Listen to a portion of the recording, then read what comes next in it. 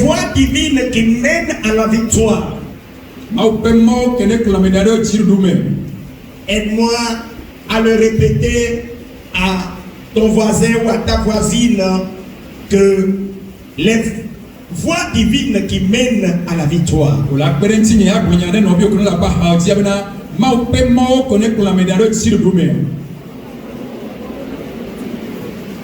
Praise the Lord. Bien-aimé dans le Seigneur, considérant les projets de paix et de bonheur que Dieu a forgés concernant ses enfants,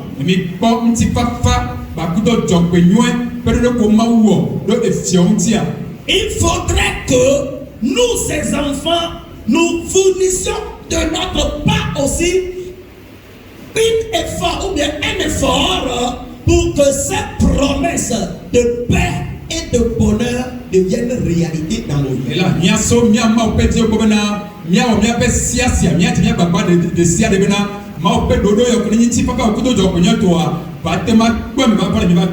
Il va falloir que nous chrétiens, que chacun de nous fasse tout pour entrer dans sa destinée prophétique. Et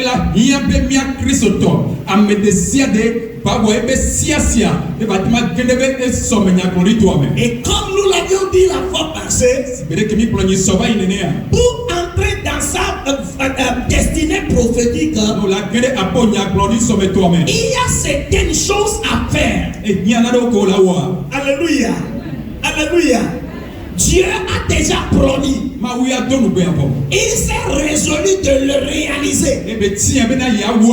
Est-ce que nous autres allons rester les bras croisés pour que Dieu fasse ce qu'il a dit? Allons-nous rester insensibles pour que Dieu fasse ce qu'il a dit? Loin de là, nous devons contribuer à ce que le Seigneur a promis. Alléluia. Alléluia.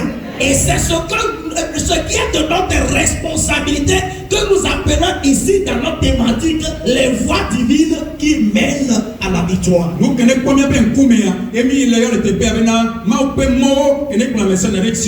Pour entrer dans sa destinée prophétique, première des choses que nous avions vu la fois dernière, c'est que tu dois te battre pour avoir quoi? Une rencontre personnelle avec Dieu. Alléluia. Tu dois te battre.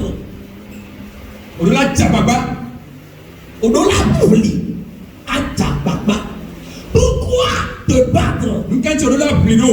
Si tu ne te bats pas, une force contraire se bat pour que la destinée là ne devienne pas réalité.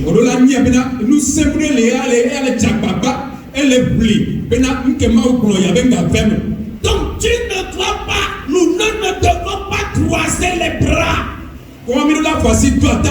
croyant que Dieu va le faire lui-même parce que c'est lui qui l'a promis. Non, il va le faire. Mais qu'est-ce qui sera de notre responsabilité? Notre responsabilité, c'est de nous battre, c'est de nous efforcer. Pourquoi? Pour avoir une rencontre personnelle avec Dieu. Écoutez mes frères, quand tu n'as pas une rencontre personnelle avec Dieu, il y a certaines choses, tu vas le faire. Alléluia. Et tu vas pouvoir être dans la parfaite volonté de Dieu. Alors qu'il y a plusieurs volontés. Il y a la volonté permissive de Dieu. Alléluia. Et la parfaite volonté de Dieu. La volonté permissive de Dieu, je vais vous expliquer un peu ça.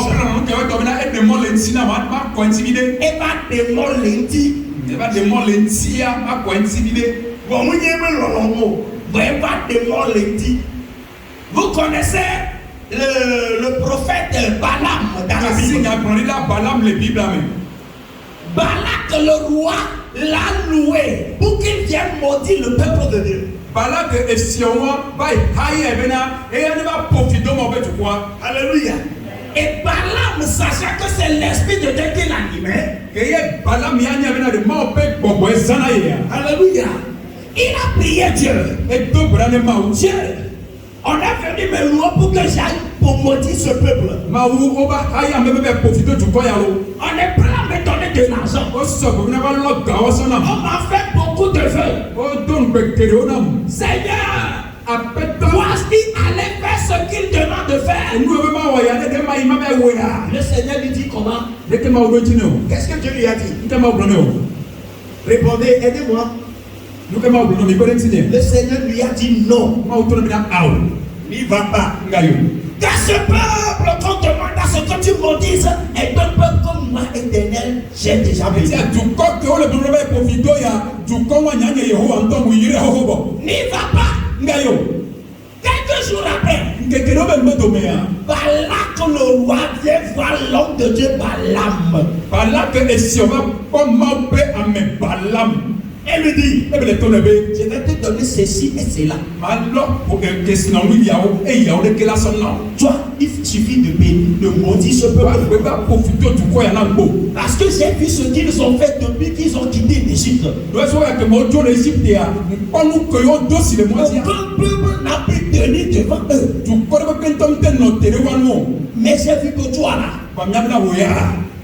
quand tu maudis ce peuple-là, ils seront réduits en néant faible.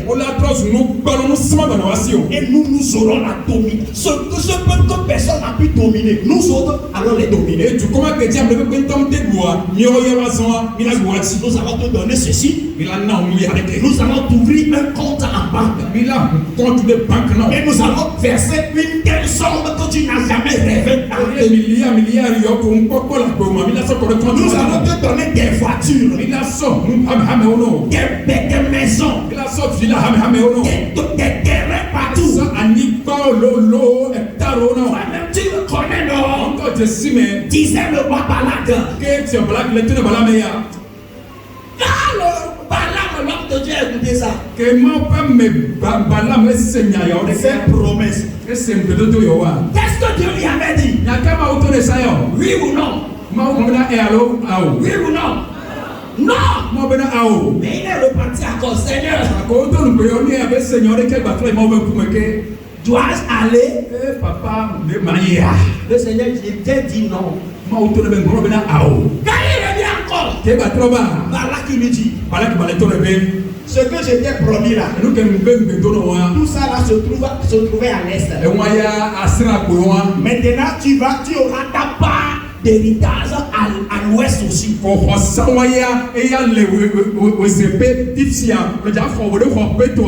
Tu vas recevoir ton héritage au nord. Tu vas recevoir ceux du sud aussi. Balaam, l'homme de Dieu, il retourna encore vers Dieu. Oh God, you are bigger than what people say. You are bigger than what people say. You are bigger than what people say. You are bigger than what people say. You are excellent. You are marvelous. You are bigger than what people say. Seigneur, je voudrais te dire quelque chose. Dois-je aller? Si tu étais à sa place, est-ce que tu as encore besoin de poser une telle question? Et il y a un profondeur du corps, et il y a il y a.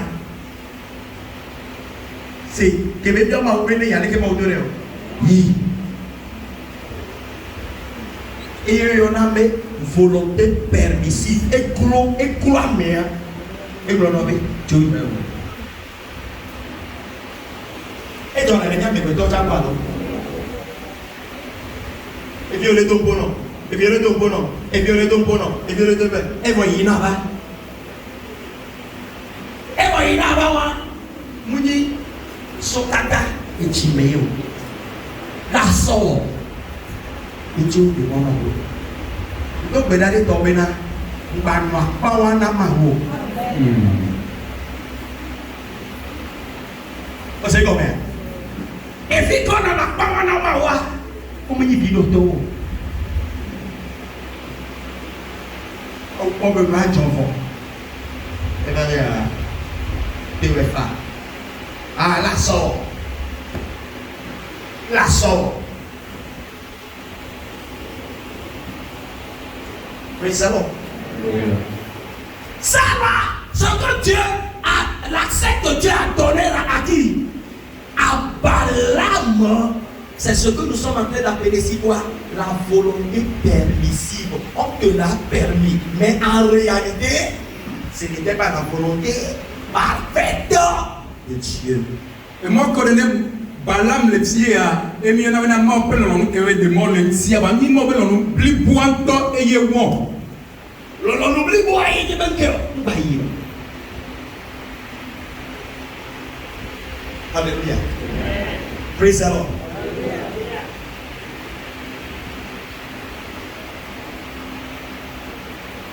Regardez mes gars sont morts. Il m'a oublié des fiams. Parce que vous dites, Mouni, et il y a des gars qui passent par la route de Mewa. Mais maintenant, il y a un problème avec des fiams. Il y a un petit mot sur le dernier béni par lui. Il sait combien? Mais maintenant, il y a on a dit au second des cas pour moi, on est dans le fond. Allons d'ailleurs. Moi, les gars qui passent, moi, les gars qui passent. Voyez, il y a Voyez, pour l'homme qui dit, il y a un quand il continue le problème pour alors qu'il est manqué, mais il t'a l'aimé. Il t'a l'aimé. Et quand tu as bien l'aimé, voilà. Le bon Dieu, il connaît un combat. Praise the Lord. Et même de autrement, on est dans le mois dit, on a non les mots de volonté parfaite, mais de volonté permissive à votre nom. Que ton yonto de fille. Il donne un exemple, il n'a qu'à dire avec du monde. Alléluia. Il donne le nom 22 heures. Quand pour minuit, alors 23 heures, on a le point. Il sonne à terre. Mais là, quand pour 6 heures, alors, quand pour 6 heures, on a dans l'Écosse. Dans les 6 heures, l'Écosse, c'est 8 son mois. Il a dit, mais l'on doit avec Kama, le doit avec Titi. Praise the Lord. Mais il peut sauter les pieds, quoi. Il y a beaucoup de signes, beaucoup de temps dans la maison, ne doit pas couper la contact, la communication coupée. Et le bon moment mais pour 7 heures, 8 heures, 9 heures, ton y a là dans l'Écosse, là, mais il est dit à libre, et bien si vous l'avez. Que pour 7 heures, 8 heures, on a là, nous maintenant, je vais bien me l'enquer. Je l'ai dit, je l'ai dit, je vais pas le hasard. Je me l'ai pas. Il y a un problème. Quand il a pour 14 heures, ou plus à 16 heures, il y a pour la l'autre main. Non, on va se connecter, les gosses, on va l'autre main, on va se connecter. Qu'il pas pour garder, les pauvres, les gosses, on va pas les toi, mais il y a bien compris, hein, on les bénéficie.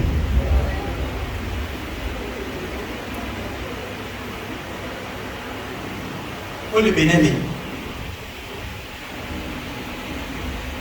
On les bénit les filles. On peut saucer les gens. Il est mieux c'est les quel gens. Non, oui. Moi, je vais venir à vous. Mais quel gens. Maintenant, nous pouvons laisser brûler quoi? Les moines. Les moines, mais quoi? Il y a de là-bas dans le pays. Mais tout.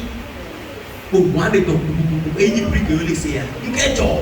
On va les analyser, on va faire la merde à toi. Quel meilleur one low, quel meilleur one doel. Il est pas bien que me le loin, mais il sait combien.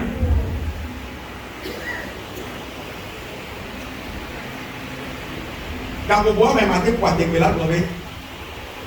Et les balles, les méchants, Maoula de Godo, l'eau les meilleurs, Maou, la terre de vous les meilleurs. Pour nous, c'est bénéfique pour moi de Kenyo.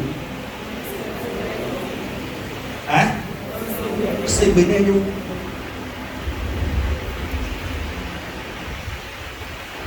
Il sait comment voir. Donc, faisons tout pour être dans la volonté parfaite de Dieu. C'est ce que Dieu voudrait pour chacun de ses enfants. Combien de temps bien on m'a appelé on n'oublie pas mais il y a un le sia la volonté parfaite de Dieu. M'a appelé on n'oublie pas. C'est ce que Dieu voudrait pour nous tous. Et il y a un mot le et pour être dans la volonté parfaite de Dieu. Que faudrait-il faire? Daniel 11 verset 32. Il dit la parole du Seigneur. Il séduira par les flatteries, les traites de l'alliance. Mais ceux du peuple qui connaîtront le Dieu agiront avec fermeté. Amen. Amen. Il séduira. Il a fait allusion au diable, fait allusion au système, fait allusion à tout ce qui pourrait arriver sur cette terre par l'ennemi. Elle a blâmo, elle a dit, et toi, elle est dit, Satana, elle est dit, Dodo Kenelia, que la thème Takano la Nima Yadia, qui pourrait détourner tout homme vers Satan. La thème a trois messieurs, mais à ça, Satana bon. Alléluia. Alléluia. Donc, il y a une condition, mais ceux qui connaîtront leur Dieu agiront avec fermeté. En d'autres termes, ceux qui connaîtront leur Dieu ne seront pas séduits. Et comme il dit là, on peut dodo de l'enzyme là, moi quand je suis appelé mawa, ouais comme il dit là, moi quand je suis appelé mawa, ouais ya on m'a bleu, on m'a flot, la plose il s'attend à bord, la plose il m'a bon moi Dieu. Ceux qui connaîtront leur Dieu, moi quand je suis appelé mawa, ils seront épargnés de cette séduction. Oh ya on a Dieu là à me blé à bord. Mon frère et ma soeur, connais-tu Dieu? Donc je suis mawa. Tu me diras oui. On a tout appelé parce que je l'ai accepté. Il est mon Seigneur. Il est mon sauveur. Tu as bien fait. As-tu une rencontre personnelle avec Dieu? Ça c'est différent. Ça là c'est différent. Avoir une rencontre personnelle avec Dieu et l'avoir accepté, c'est chose différente. Avoir une rencontre avec Dieu est supérieur à l'avoir accepté. L'avoir accepté n'est qu'une première étape. Mais l'étape supérieure, avoir une connaissance avec Dieu.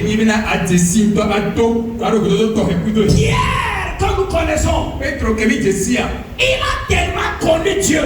Je dis bien Pierre. Simon devenu Pierre. Le roseau qui est souvent ballotté à gauche et à droite, il est venu à connaître Dieu et il est devenu comme un pierre, une pierre, quelque chose qui est devenu comme inébranlable. Ada alors que tu es à Bonavana et va trouver son Petro, Amérique va commencer ses 5 mois avec un carpet. Eh bien quoi? Il a tellement connu Dieu que, alléluia, il est arrivé à un moment difficile. Il voulait renier Dieu, mais les gens ne le croyaient pas. Il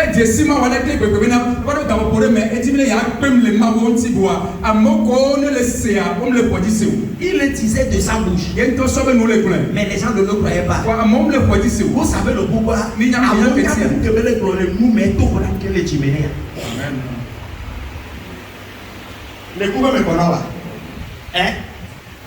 Et on est Jésus-Christ, et bien le cousin a filé à l'homme d'Adéa. Et souvent là, on est pour économique, et bien autant, Jésus yo me dit là, et bien tu es dans nous, il me le met. Alors pour quoi? Et bien dans nous, qu'est-ce que tu as mis à l'époque? Il y a beaucoup de Jésus, Jésus me le voit, Jésus me l'a dit. Et quand tu es que bon, appeler Jésus, n'a pas l'enquête. Matin, matin, elle te met le présent, mon boss, il y a même dit, mais il y a un enquête, et tout. Ododo ka de biku mamudo.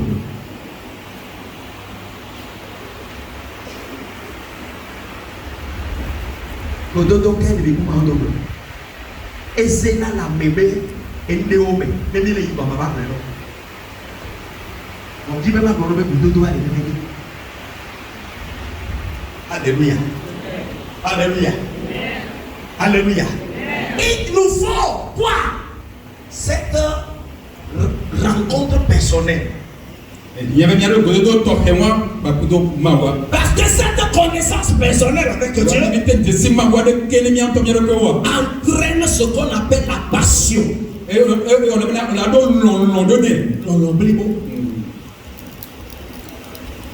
La connaissance entraîne la passion.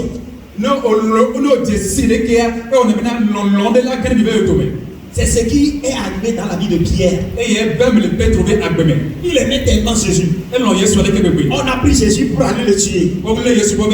Il le suivait. Il le suivait.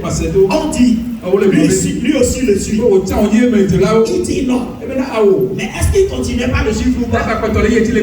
Il y a qu'un Dieu. Et Yeshua dit, c'est Yeshua de Bona, Yeshua le bébé, et le wonu, que tout vous n'avez que me le couloir. Et quand on est jamais à Yomé, vous avez été à Yomé, tu l'as venu, et me a. Et que d'autres parlent mal, donc elle est venue là.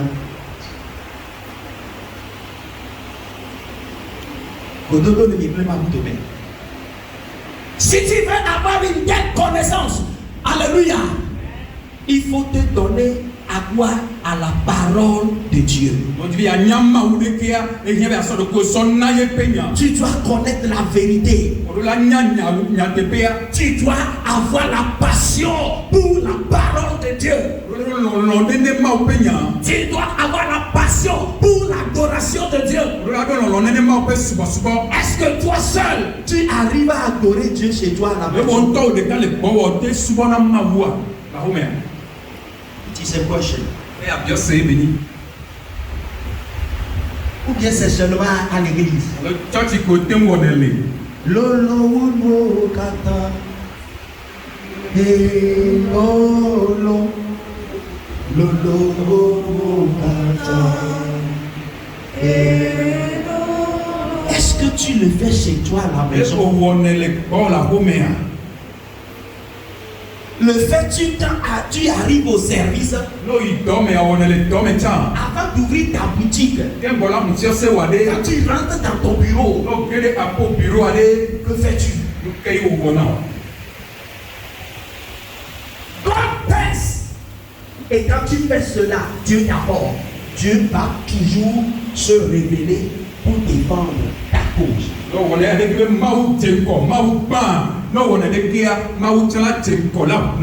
Ceci prouve que tu as une rencontre personnelle avec lui. Alléluia. Et ceci se manifeste par la passion. Cette passion qui se manifeste aussi par la prière quotidienne. Est-ce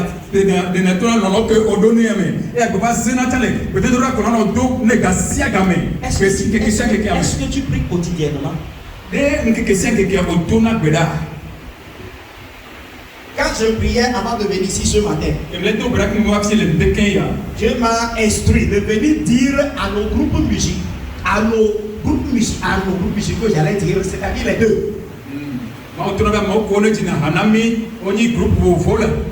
Et les instrumentistes, apprenez aussi à prier.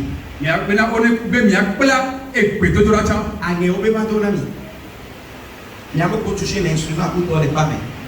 N'yamo ko jina ha. Angé on peut pas donner. Mon problème be mi apolo mi so de gbe lebe. Les mousso de gbe to lebe. Le ke mi aba wala ni an de ti la pou. Ye ko ye ni na ni am ya be préoccupation première. Il y a bien aussi. On y a nous à le couloir. Piano et vous que le fou qui date le doigt, on n'y a pas mon nom à la tati home, on a même à dire le point.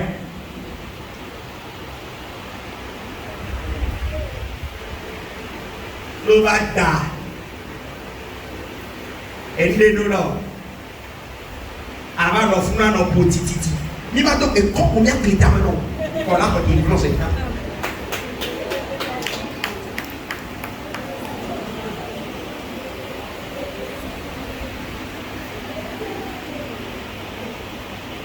Alléluia. Alléluia. Praise the Lord. toi, tu vas venir t'exercer sans avoir une relation personnelle avec Dieu. Dès que vous avez là-bas à autant, que y quoi, et tu ne pries pas toute la semaine, tu ne faisais que manger matin, midi, soir. Au lieu de prier, tu ne fais que manger matin, midi, soir. Et le matin, avant de venir à l'église encore, si tu n'as pas encore mangé, juste après avoir joué ici, tu vas, tu manges. Que vous avez le considère pas que meilleur, que vous avez dès que quelques autres nous pour le goût, quelques autres pour le goût, que dans le pouvoir de Dieu, dès qu'on met au moins, et qu'on va que adopter le goût pour nous boire, alors vous dites on va dire qu'on est demain.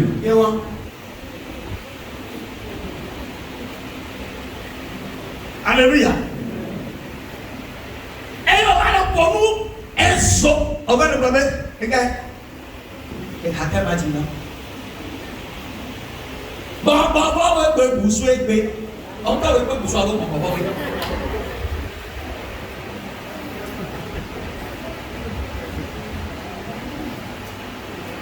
Alléluia. Praise the Lord. Semaine avec Pata, on te bénit. Donc, vous voyez maintenant, on ne sait pas dans le gars, non. Après, même bien les petits. Et bien, même bien les petits, on a dit, même non, que tout a dit, Matito. Vous prenez là, on ne peut pas même bien les motos. Il y a la grâce, mais il nous a dit de prier sans cesse. Adilao, acte de David, il y a un la voix du prophète, il y a un missile. Il a réalisé d'aller à l'école, Madonna mia, Nyamdoenami. Instrumentiste au Patamisé. Mon peuple, Nyambena, nous sommes les Galameo. Nous nous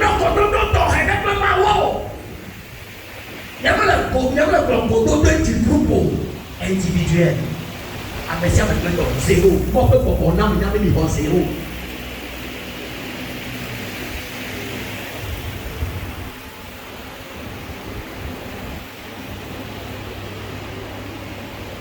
On avait massif au bon. On avait non et tombé. On avait non vigueur et tombé. Il y a pas mené la sorte au close à André. La sorte au close, la sorte papa passi, la sorte d'eau bois, la va le poids à 2 minutes. À la va me dire à dire. On me dit que ça tu peux. Et que je suis bien là.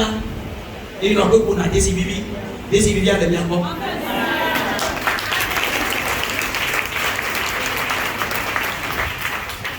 Là, quand on a mes bois, ne me connaît pas, il y avait ma oulée. Blago, on y a de mes caméras dans mes corps. Blago.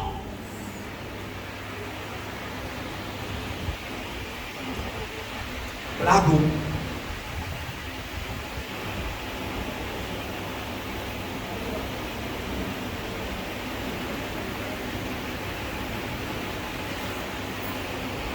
Il y a un peu de voir mes tontons. Il y a un peu de dodo dans les cassettes de mes mains. À Messia me paye pas un sommet d'arriver de se payer. Mais on peut pas pour la planète à garder le sommet. Amen.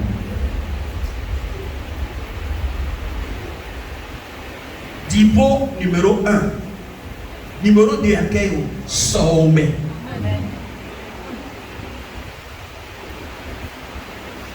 Alléluia. Pédia. Maoule weto, oyo mule weto, pasteur le weto, oyo les insensibles, oyo on sont les pédéments. On veut nous parler de quelqu'un. Mercredi, jeudi, vendredi, il va se mettre sur Mathis, né de Bama. Adjila de Bama. Après, il donne le moine. Et à Médéane, il y a une nation au bois, et son ado dans la ménage. Et il y a un qui sont dans la ménage. Comment tu peux vous venir? La black paille, la soie tombe. À ma black paille, ça va fiquer, ça va chachi homme. Avec une nation, mais les manams y a jamais pas comme à si on les hame.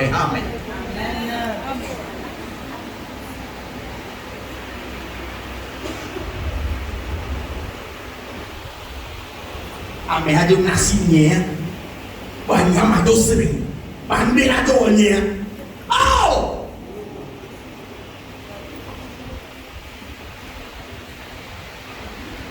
ame ke ti do ngba ja bele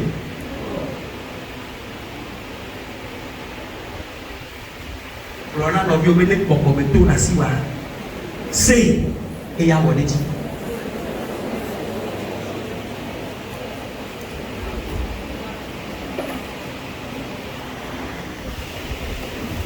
mi le plombe que yo ni de bien tie de le do pe do mu fio mi instrumentiste o tota ya mo ko na musique be na ko mu fio mi ale ko na ko ba me ko no me ya en ko na a créer occasion à ça a bibi le tale na tem profiter le bien do en ko en fio mi ya pa bien c'est bon ne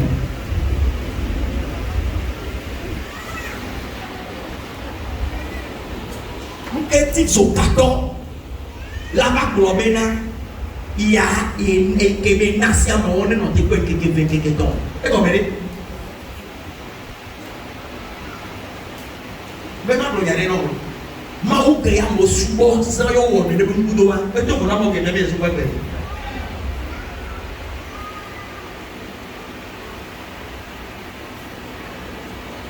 connais Dieu connais-le bien je suis la passion pour lui et à deux non est prouve cette passion et à des questions en ayant du temps pour Dieu dans la prière et au delà de gamme en ayant du temps de Dieu dans l'adoration en ayant du temps pour Dieu dans quoi dans la méditation de sa parole et à deux gamme à notre temple soyez peignanti et que ceci soit de façon journalière et à nos et tu verras que tu es l'arche de l'Éternel partout où tu vas.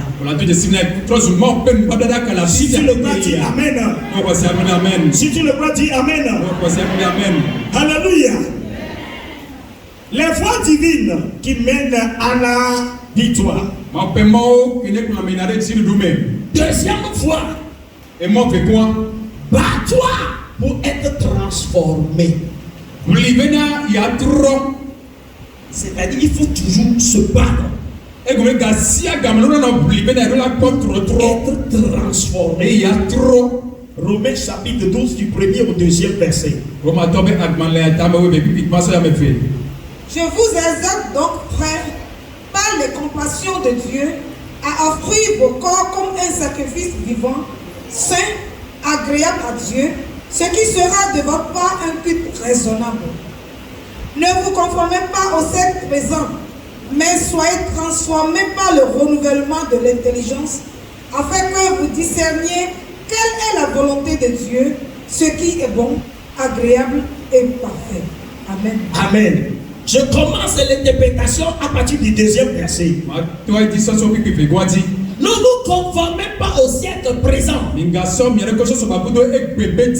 Pourquoi Dieu dit ça? De ne pas se conformer au siècle présent. Parce que le siècle présent va te dire des choses qui sont contraires à la volonté de Dieu. Le système de nos jours, si tu ne fais pas attention, va te détourner de la voie de Dieu.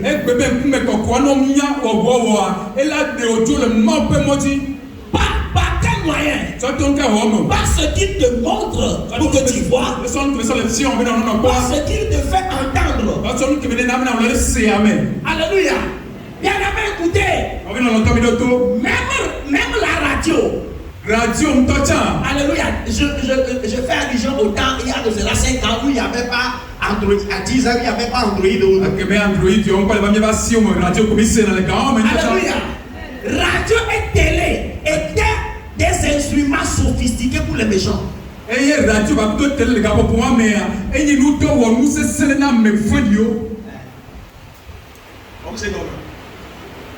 Radio et télé, et ils dorment à Dodoui. Non, mais à Mebadao. Il y a maintenant, pas des cas, le Covid-19 au UE. Une question, il y avait 19 ans, et il y avait 2019, il y avait tout, précédent. Mais il y avait tout, alors on est tout. Et tout. On est tout, précédent. Puis il y a le on est tout, les télé, radio, Covid, on y a que dire. Non, vous n'oubliez pas au dossier, il y a que là-bas. Il y a aussi comme il y a dans la voiture. Mais c'est quand même à moi, à passer 7% avec la béni. Mais il y a que dire. Et nous, quand les télé pour radio, les micros, on a mis à la main, on a on a on est pénal, on y a que dire. Et nous, on est signé. Et il y a un autre. Voilà, mimba bona ni mia seneo ta me ko le ko le télé e ke o le ko le radio ya no ke o e ye ko nya no se pleso le se wato a e ko ko la yo la wo bo fo la no do o na chaka e tim lo le télé le radio do nu nwe de yo ni bo satana za me to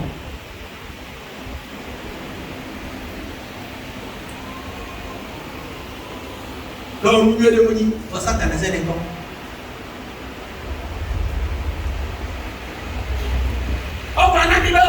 Nyaba futo wawenye beninois o blona mi les exemple no o blona mi les radio les télé même nyaba futo yeji beninois nyako le créer le nyame ajiri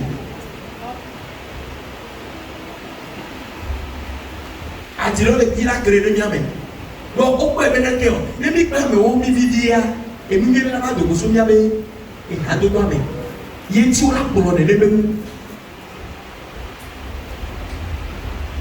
ilante tona le ayo fiomi tambe de radio ku tele do we yebena nyawa ya nyagwa ne do agbe di le radio kwa radio yo bole lolo alo ni be bole le tele ye nyam to mi ko e mi sele no radio ye mi sele hey radio tele enyo vo satana we amevo di o sane do vonewa ekpemea radio privé dele sans radio privé que le et FM ouais bébé radio privé a payé FM TikTok amesa me ko be radio le be hokame amesa me ko be radio le palo me amesa me ko be radio le cuisine amesa me ko be radio le aka kase home amesa me ko be radio la bisiabi emke jurowa e ya amesa me le wo no pasa hige ya doa emke mauti be ya so e be nya so wona pe o me ha ma ke we na be ke o gbe do na buda de ye ti o problème ne vous conformez pas au siècle présent. Et mais quoi? Ne nous conformons pas au siècle présent. Au système présent. Analysons bien les choses. Choisissons seulement ce qui est bon. Détournons de ce qui est mauvais.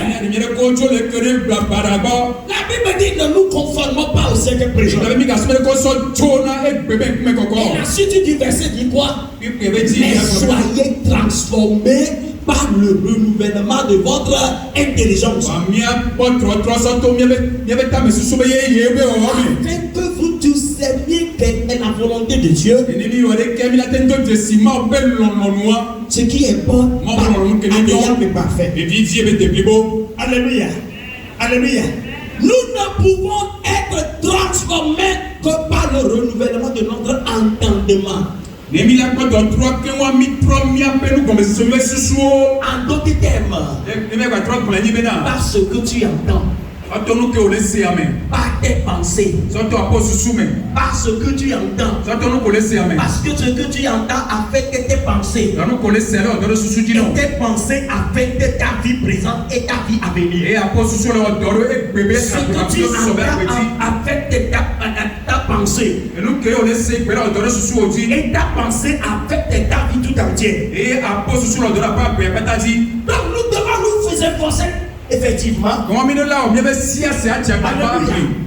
être transformé, c'est un effort à fournir. C'est un effort à fournir. C'est un combat à faire. Nous efforcer. Le siècle présent veut nous dire des choses pour nous éloigner. Mais Dieu veut nous dire des choses pour nous rapprocher de lui. À toi d'avoir le bon discernement. Alléluia. Pour avoir une pensée pure. Écoutez, je vais vous dire quelque chose. Tes pensées ne peuvent jamais être pures si tu ne t'approches pas du vrai Dieu. Je retourne au premier verset. Et je vous exhorte donc par les compassions de Christ. Avec quoi? Verset 1er. Romains 12, verset 1er. C'est ça. Romains 12, voilà, c'est ça. Par les compassions de Christ, a offert votre corps comme un sacrifice vivant.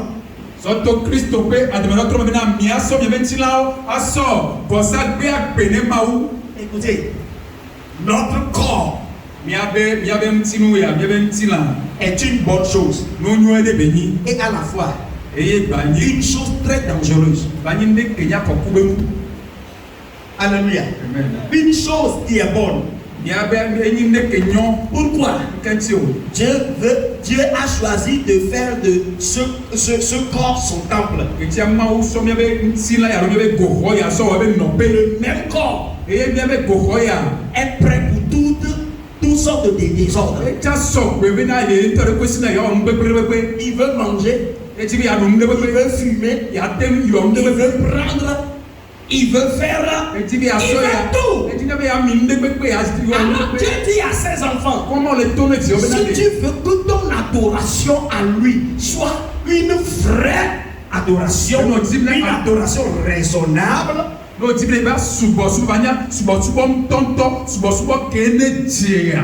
il faut offrir ton corps en sacrifice.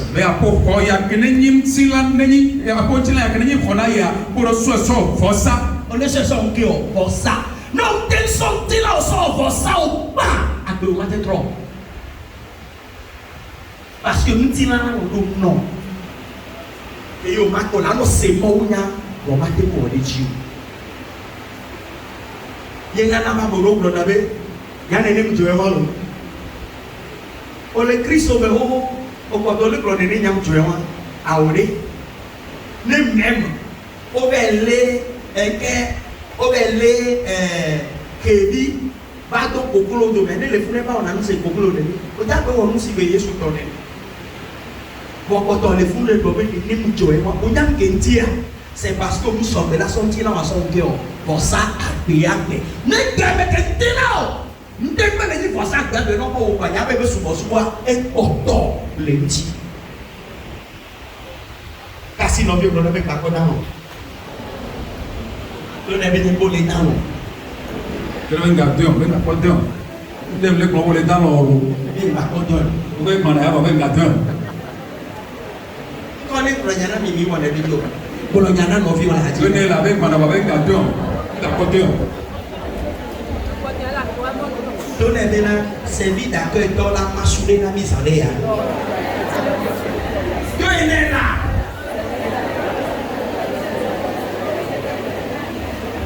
Vous venez de la machine. Ok, prenez maintenant. Nous ne pouvons pas la gata de Tilo.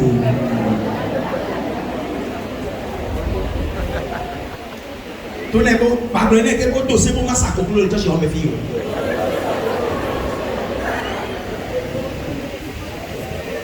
Eh bien, les gars. Ok. Donc, on passe à quoi? Praise the Lord. Alléluia. Alléluia. Veux-tu que ton adoration, ta chrétienté puisse plaire à Dieu?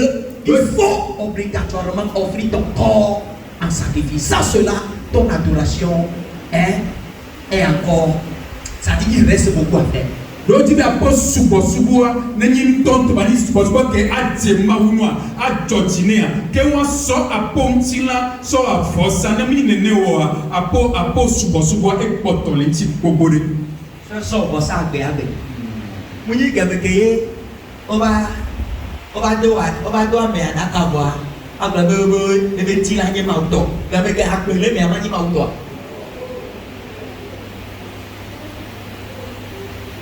J'avais gardé la Mawa Kangaya.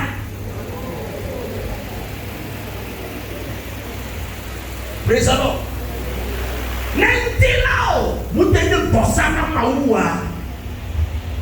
Susu o matin trop.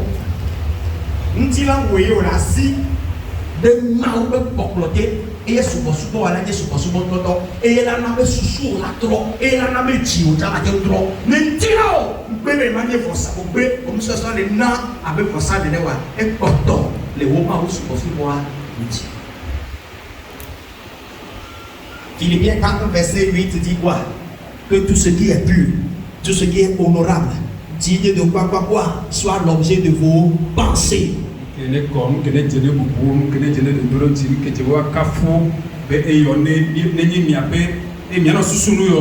Alléluia. C'est-à-dire, il faut purifier ta pensée. Pour purifier sa pensée, il faut se référer à la parole. Il faut soumettre son corps à la parole de Christ.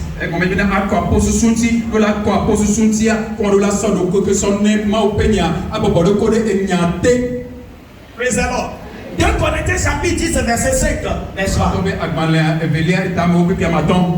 Alléluia. Car les armes avec lesquelles nous combattons ne sont pas charnelles, mais elles sont puissantes par Dieu. Elles sont puissantes par la vertu de Dieu pour renverser les forteresses.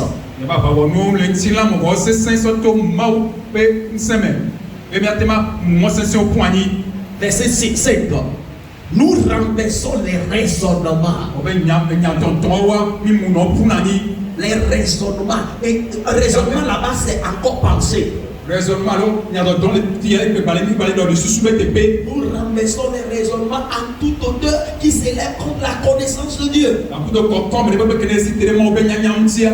Alléluia. Amen. Nous renversons les pensées qui s'élèvent contre la connaissance. Il y a des pensées qui sont contre la volonté de Dieu.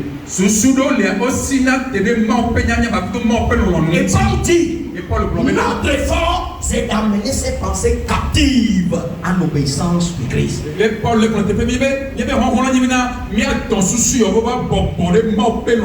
Amener ces pensées prisonnières à l'obéissance de Christ. Il y a ton souci,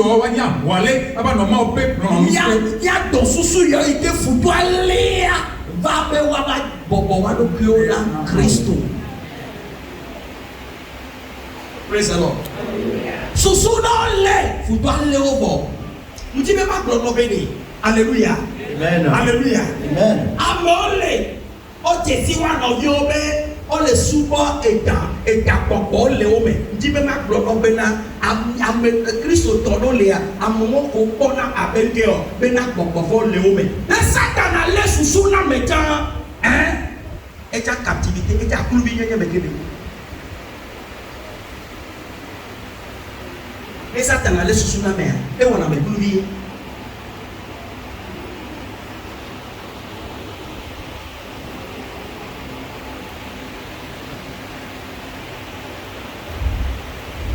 Maji pada unde mana lah kaya, lagi Satan alis susunan beda.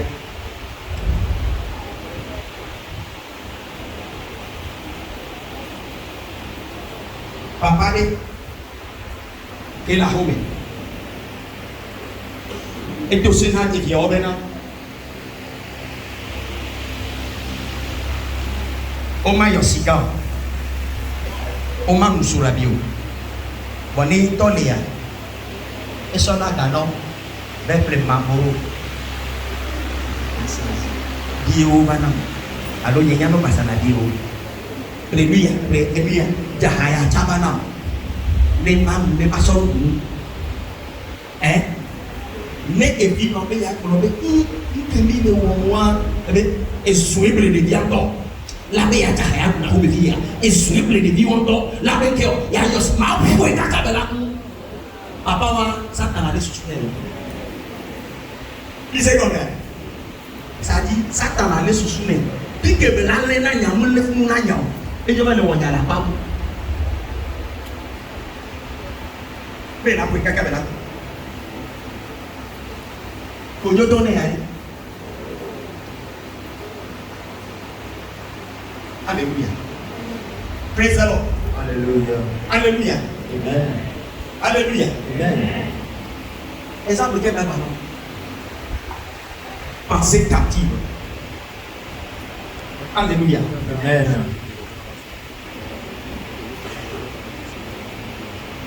Amenez que y ait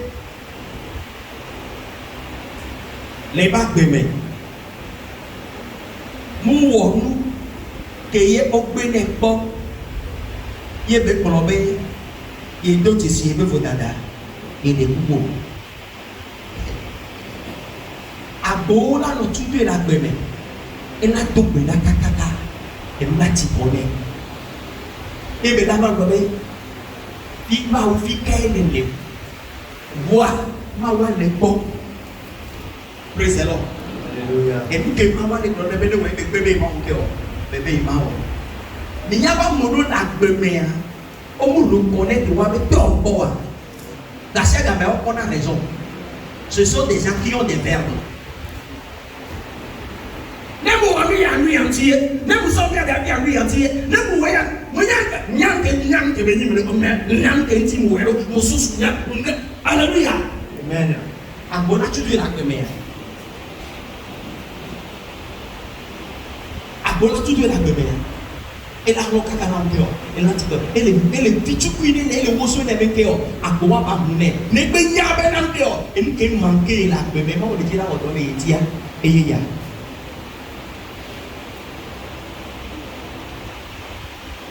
Exemple pour dire, il y a un lobby là. Ils sont élevés, ils ont biti. Même ils biti quoi? Midi n'a pas eu de dans le connaît. Les yeux ont pas les yeux ont n'a pas. Attends, c'est qu'on a les Français bébé. Ah mais ça me doit d'avoir. Tu vas vivre que tu n'as pas. Il y a une époque où l'école est à pasteur et tu n'as pas dit. Pasteur aussi, tu n'as pas un peu. Tout le monde peut avoir. Voyez ce que vous avez. Et il y avait bien parti à la fois dans le pays. Vous pouvez me voir. Pasteur, il peut bien naturel. Amelonia, nous les pénaux, les noirs et les pénétions, et noirs et les pénétions. Et la plaque de la rétino, les nègres joyeux. Oh, on peut les gars. On peut glober les nègres joyeux par ton tronc à l'état. Les noirs là que mon ocacala blesse au mer, et la témoin est donc pour la banque. Donc, ils ont globé que les nègres joyeux. C'est fini pour toi. Non, c'est combien? Souvent, il faut aller en il faut aller souvent en cœur. Elle est à boyo, elle est de courbille. Avec mamie et dans les mains, et que le courbille n'est pas. Avec des sous-soutiens, nous devons le sortir par plaie, et nous devons pour le roi. Et que dans le courbille n'est pas. Et que nous gagnons, mais il y a un roi. Et que nous connaissons pas où est venu.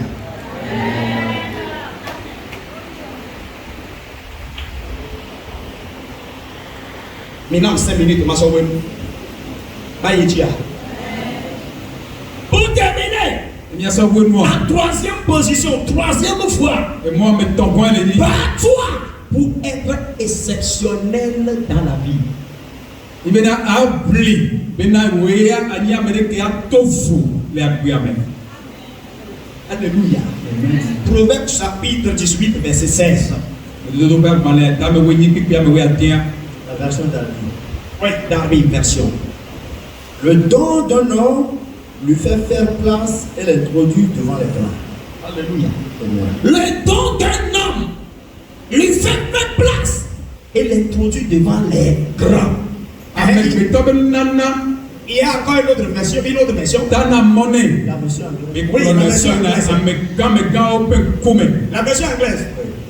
A man's gift maketh room for him and bringeth him before great men. Alléluia. Amen. A man's gift maketh room for him and bringeth him before great men. Avec le top nana, dans la monnaie, et puis plonner, il n'a mais quand même un peu coumé. Écoutez, tout le monde a un don. Amédecia de don nana de. Tu as un don. nana de la sio. Tu as une capacité innée que Dieu t'a donnée. C'est comme ça que Dieu t'a formé. Et cette capacité est une bonne chose qui est en toi. Certains le reconnaissent déjà, d'autres pas encore. Mais ma prière est que tu découvres ton don aussi. Alléluia.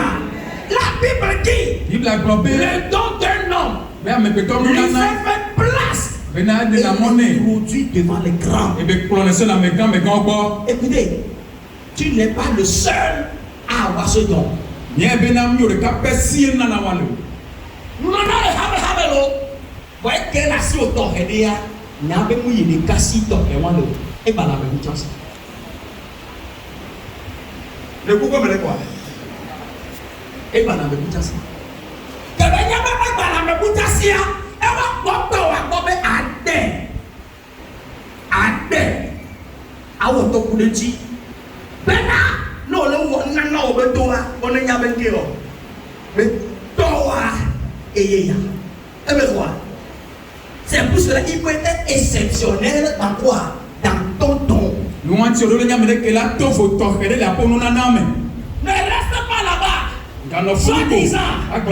Moi, ce que Dieu m'a donné, je m'avais donné des exemples banals. C'est pour faire des activités, faire du business. Mon frère, c'est bien de reconnaître que ton don c'est le business. Mais sois encore plus performant dans le business. Alléluia. Sinon, il y a d'autres encore qui ont le même don que toi. Si tu n'es pas exceptionnel, tu vas croire que ce n'est pas un don que tu as reçu. La raison est simple. C'est parce que tu n'as pas pris le temps de les développer, de les guiser. Toi qui reconnais déjà ton don, depuis janvier 2025 jusqu'à ce jour, qu'as-tu appris de nouveau en ce qui concerne ton don? Et comme il y a la Messie, quelqu'un a entouré le mien, nous la prenons, nous y est, le nana wabe abaji.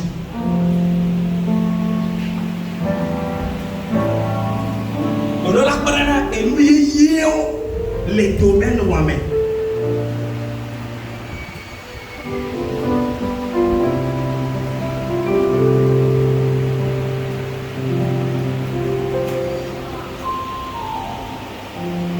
Alléluia. Maintenant, des exemples banals. Si vous avez une vie, et vous donnez un peu de si à mon ami les filles. Alléluia. Pentae de Adam, le pasteur, ne m'y trouve les qui à Madoma. Il sait combien? N'est pas de Adam, Manamoua. Mais il y a de la joie. Et là-bas, vous venez de ton équipe. Que plan mon prémoné et que la maman de Tom. Mais il y a que dire, et il y a que dit toi, toi, mon Adam. Mais que toi, là, non, il y a toi là, et me la sur le roi, et mon girl, et mon Adam. Il sait combien? Il sait combien? Nous ne pouvons pas mettre pour me mettre Léa. Bah alors, pour la mouiller, les domaines où mais maintenant, on dit, à quel moment il y a ne oyo na do nowhere. Amone sa ko ka gona globe ameya et les torrents de ba pati.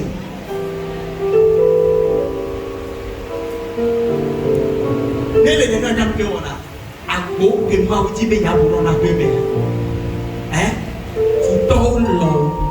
Futo pe o la to eji ko. O la to akwa me ko. O ya ke dia, police sectionnaire.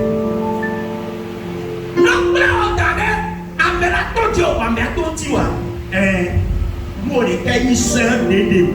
On a tellement de personnes des débuts. Voilà, les petits, les débuts dans la tobona. Dédé. Vous avez des bénis dans la cour, on a dédé.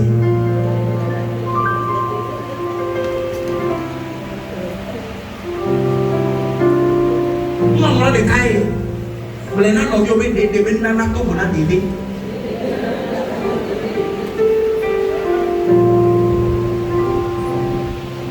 Et nous, on a des cailles. Votre fou.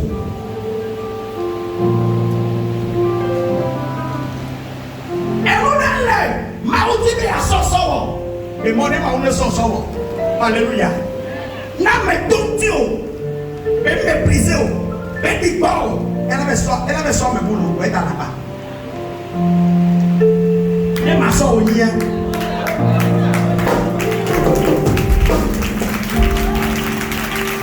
Elle m'a sort au lien. On a dit au d'aller. Non, on a son ma sort déjà. On l'a pas de faute de caca là, bah yo ok.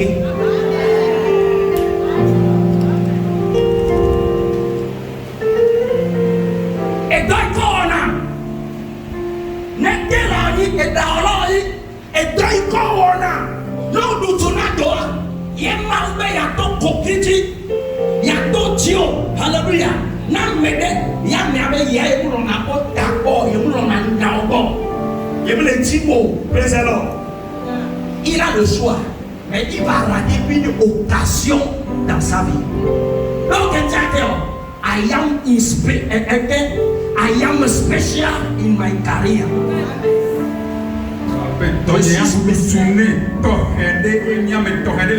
Dans ma carrière.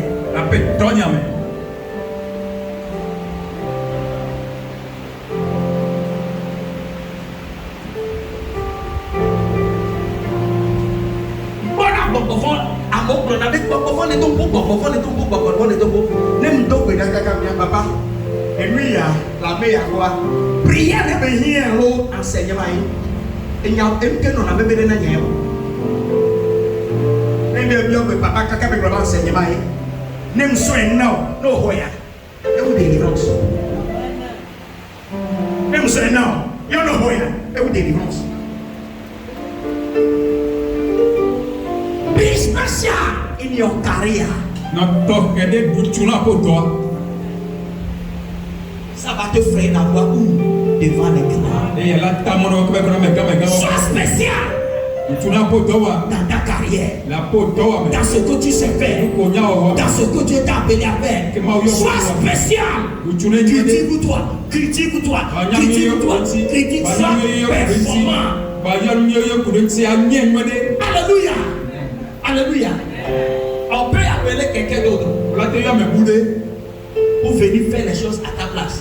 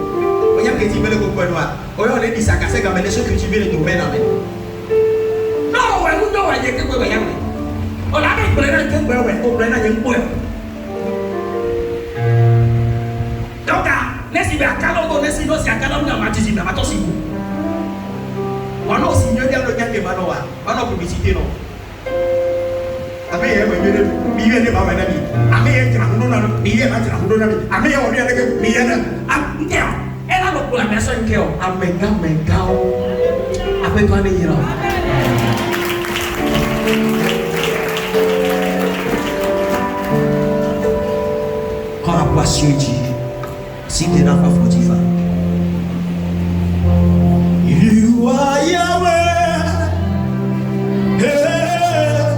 You are Yahweh.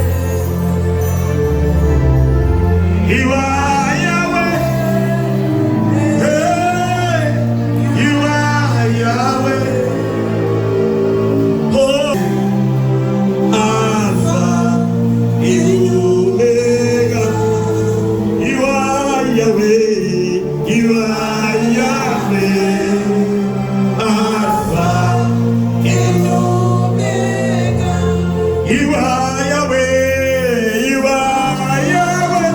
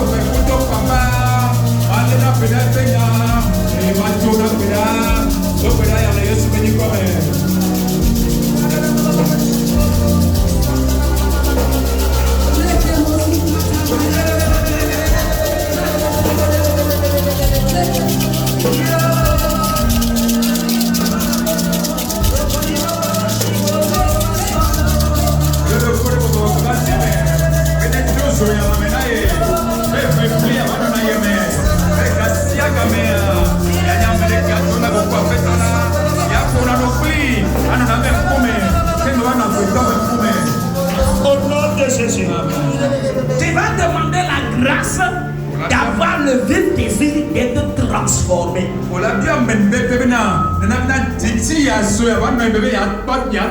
Ondo ado didi me ya trop. Didi me ton trop. Mbesi kono ongo metio. Amekeye ton trop besi kontia. Eye la tempo ton trop. Amekeye ton trop besi komutia. Ma trop bon bedeo. Donc la me mau pa me no bebe. Eke na ba bo trop na. Banta tine. Ma trop rectio bele kontia bele. Donc la me yesu mo kome. Bebe ya. Na me no te trop na me kore miati. Kore miati. Kore miati. Bele ke mi te mi aturo mi ate trop na me manyao. Ya to buda. Yesu Kristo beni kome. Me papa na ma me bebe ya. Me kidito ya. Kile ni kuna me bo te trop na. Bele trop me ke. Te ta pro me ma te ma trop. Asa do pole nao. Anya so ka yeso kosa te pe nao. Asupo. Yesu Kristo beni kome ya to buda Yesu beni kome. La grande sacrifier son corps. Bebe se viva la lettre. Ya lo pro. Ya lo tisa o. Asa kosa pe ya. Papa nama men bebe ya. Papa nama men bebe. Papa nama sang silanye. Asa kosa sacrifice vivant. Asa sacrifice vivant. Asa kosa pe ya. Ce qui sera de mon corps de ma part un culte raisonnable. Et à gagner la paix Papa, fais-nous bien, mais ma soeur, tu l'as ça, faut ça, frère, que là, que là, il y a pas si bon, tu vas que les gens, tu l'as, après, si bon, tu vas que les quoi comme maintenant, mais à ton frère, il y a papa, n'a pas même bébé, et Yesu Christ, venez comme un nous là.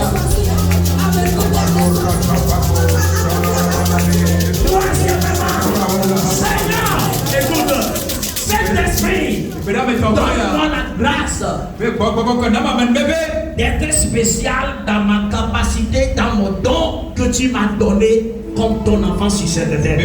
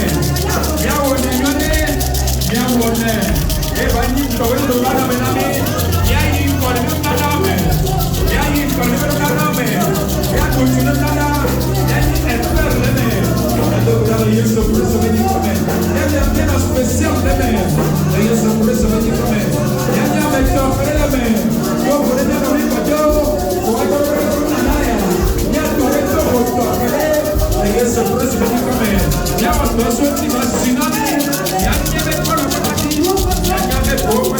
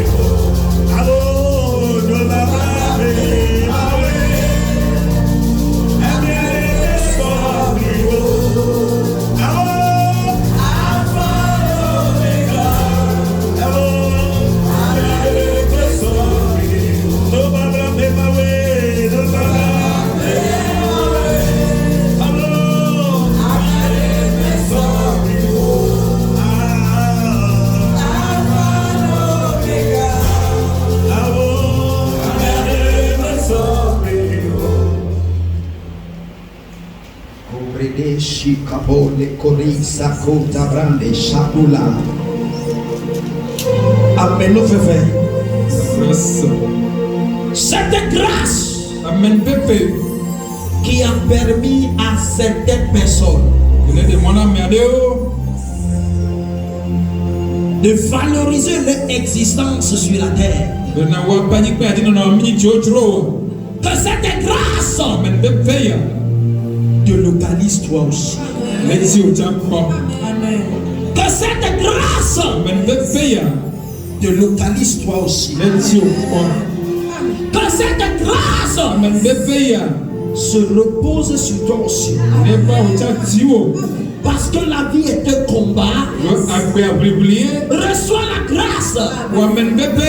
de te battre Mais à tes mafli. pour avoir une rencontre personnelle avec Dieu.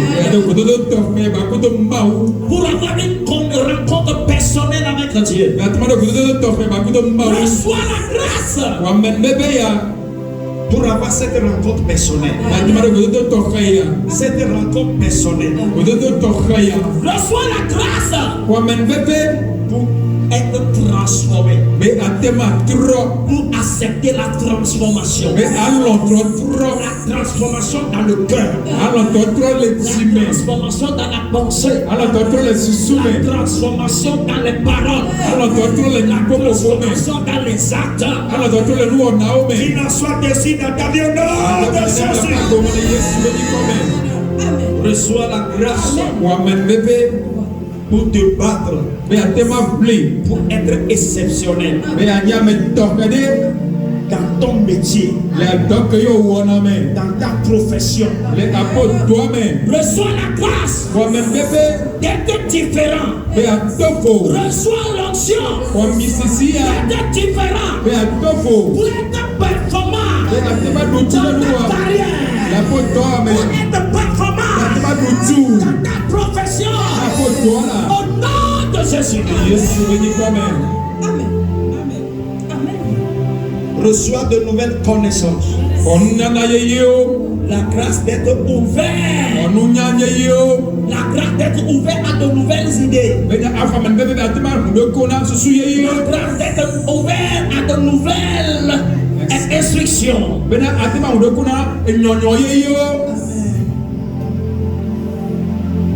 Et que ce don-là te conduise devant les grands. Te conduise devant les personnes honorables. Me conduise devant les grands, les personnes honorables de cette terre. Merci Seigneur. Merci Saint-Esprit. Merci Père pour cette visitation. Elle est personnelle. Elle est personnelle. Elle est personnelle. Elle est personnelle. Elle est personnelle. Elle est personnelle. Elle est personnelle.